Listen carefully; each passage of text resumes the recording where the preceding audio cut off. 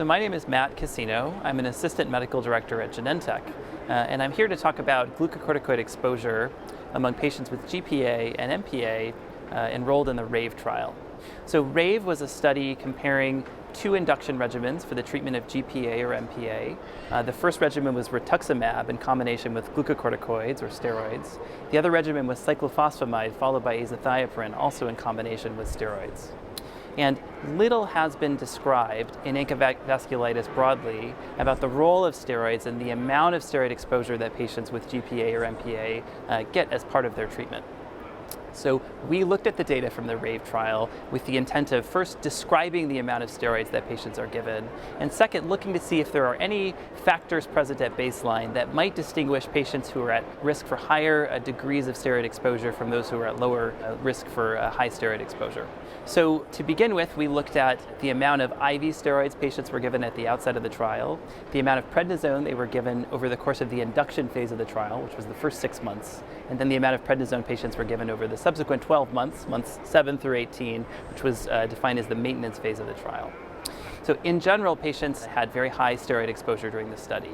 The median oral prednisone dose during induction was more than 3,000 milligrams, that's over 6 months, and there were a number of patients who received more than 4,000 or even 5,000 milligrams of oral prednisone during the induction phase. During maintenance phase, about half of patients had no steroid exposure. They were successfully tapered off their steroids at the end of induction and remained on no steroid during that time period, but the other half of patients were given steroids, and the range of steroid exposure during maintenance was from a small amount of steroid, 100 or 200 milligrams over that year, to up to 4,000 milligrams of oral prednisone during the maintenance phase of the trial. The key takeaway for me is that these patients are given a lot of steroids in the treatment of GPA and MPA. When comparing some of the baseline characteristics, we looked at treatment randomization, PR3 positivity versus negativity, the presence of new diagnosis or relapsing disease at baseline, and these were associated with modest differences in glucocorticoid exposure over the course of the trial.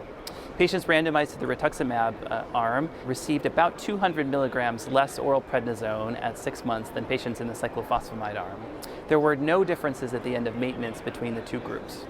Patients with new diagnosis were given more steroid during the induction phase, again about a 200 milligram difference. Interestingly, that association reversed during maintenance, where patients who had a relapsing diagnosis at baseline received more glucocorticoid over the course of the maintenance phase of the trial.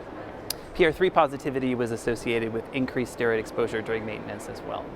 All of these associations are relatively modest in terms of the effect size, and so for me, again, the key point is that these patients really receive a lot of steroid.